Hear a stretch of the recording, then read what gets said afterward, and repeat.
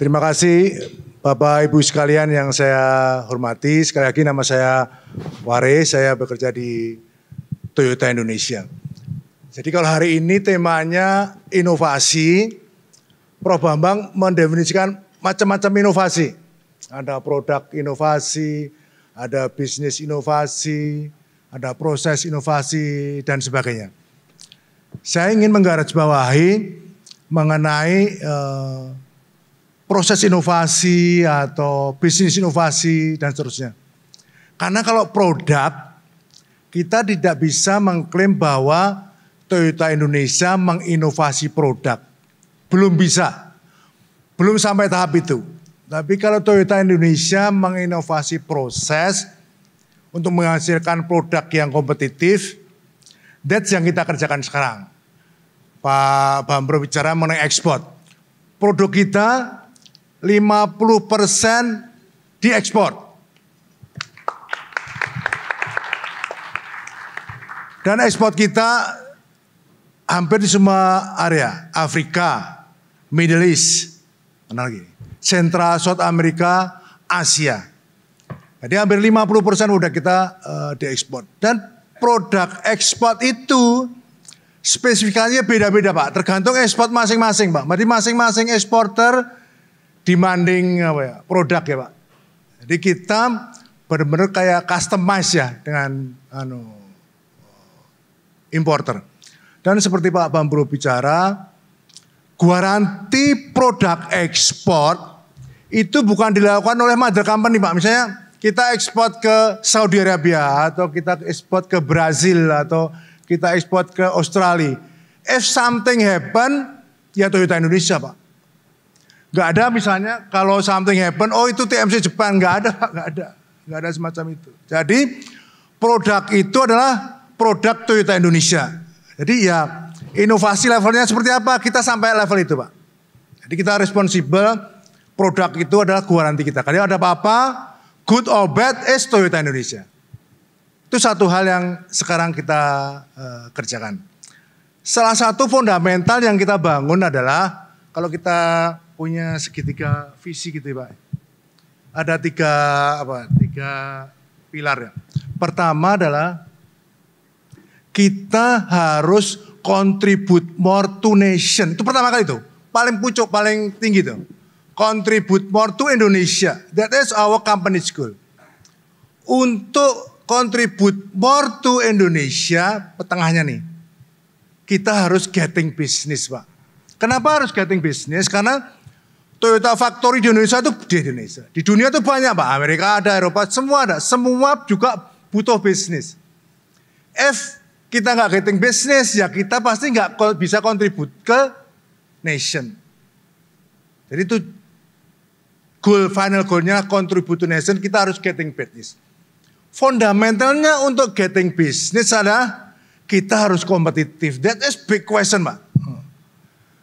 Kompetitif itu ada dua pilar activity lah. Kita sering ngomong kaizen Pak ya. Tapi buat kompetitif yang global itu perlu level seperti inovasi. Karena pertanyaannya lah, why we should produce this vehicle in Indonesia? Itu big question Pak. Nah itu harus inovasinya banyak, quality lah, cost lah dan sebagainya. Itulah yang menjadi fundamental kita, sehingga kita terus berupaya agar industri di Indonesia ini makin kompetitif. Sehingga dia menjadi chosen countries lah, chosen company lah. That's our main duty Pak. Terima kasih. Kalau barusan, tepuk tangan yang meriah buat Pak Wari.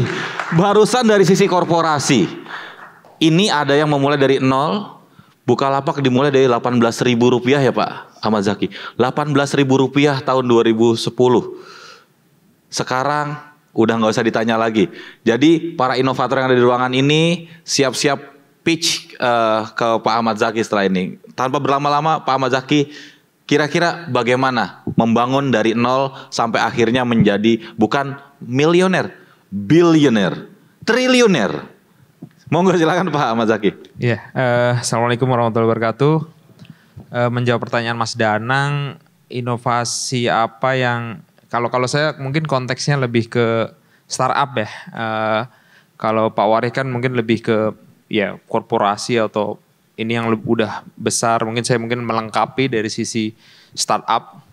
Jadi kalau kebetulan saya lagi bikin sekolah, saya bikin SMA. Dan SMA-nya ini SMA inovasi kebetulan. Dan saya ini merefleksi pada diri saya dan founder-founder. 2 tahun lalu ketika keluar dari Bukalapak saya memutuskan untuk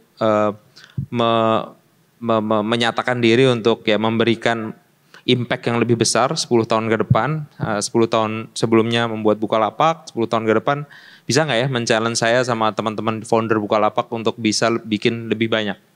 Nah, kita merefleksi diri kita dulu tuh apa sih yang kita lakukan sejak kecil gitu. Jadi saya mulai dari situ tuh. Bahan dasar inovasi itu sebenarnya apa sih? Nah, saya baru ingat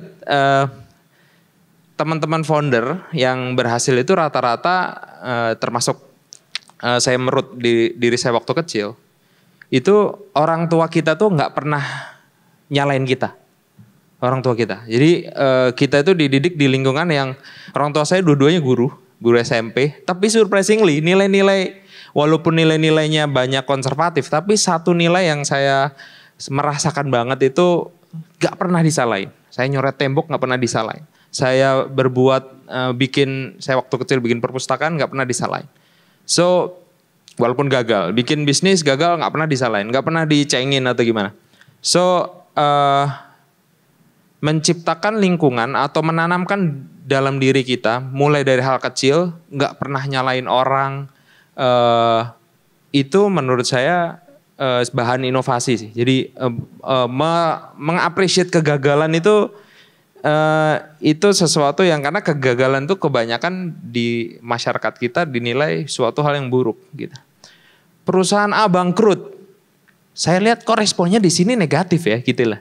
Padahal di sana di Amerika lebih banyak perusahaan yang bangkrut, tutup. Dan itu adalah ongkos dari inovasi memang. Mencoba A gagal. Ingat ya, waktu lihat deh video Elon Musk, roket yang dia bangun itu waktu balik itu nggak langsung berhasil loh. Meledak dulu Pak. Dan dia senyum, ketawa.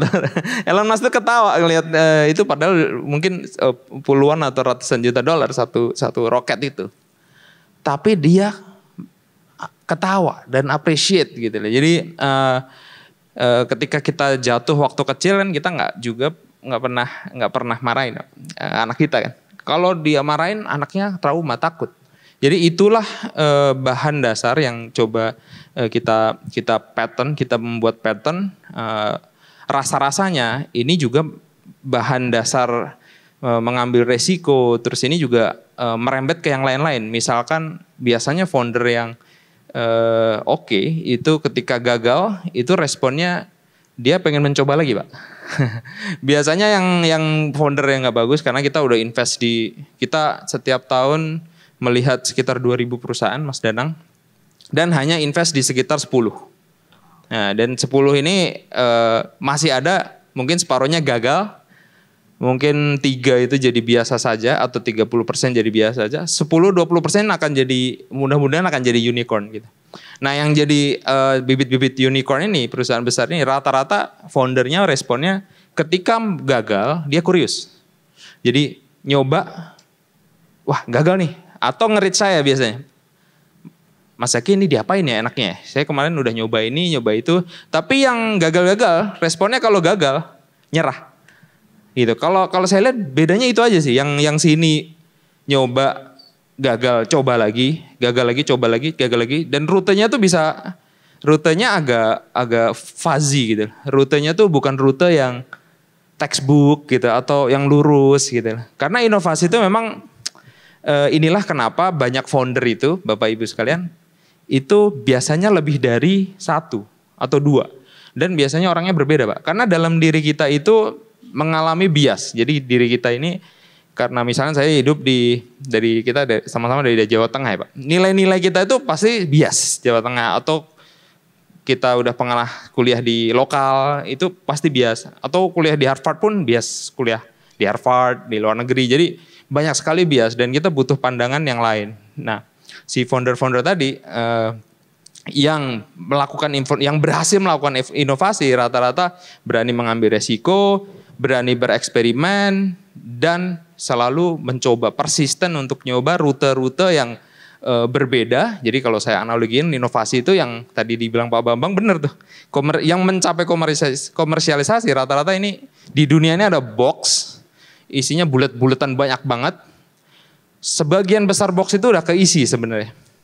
Tapi ada box-box yang masih kosong. Itulah yang diisi sama Google, mungkin Bukalapak, Amazon. Sebenarnya ada kebutuhan baru. Masalahnya kita nembak satu itu belum tentu kena boxnya ini ya. Belum tentu dapat gitu. Sebelum Bukalapak saya buka banyak banget. Itu biasa saya bikin software terus Pak. Dan baru percobaan ke-10 mungkin pas banget nih gitu lah. Sama sekarang saya invest 100, 50 tutup mungkin, 30 biasa saja, 10-20 mungkin ada yang ke-hit tuh. Gitu. Jadi saya mau nyampein itu aja karena mungkin lebih relevan untuk tadi peserta Innovation Heroes. Mudah-mudahan saya berdoa benar-benar jadi komersial, dan saya setuju sama yang disampaikan Pak Prof Bambang tadi. Indonesia sangat membutuhkan inovator-inovator, perusahaan-perusahaan yang inovatif kelas dunia untuk bisa jadi negara maju, kira-kira itu.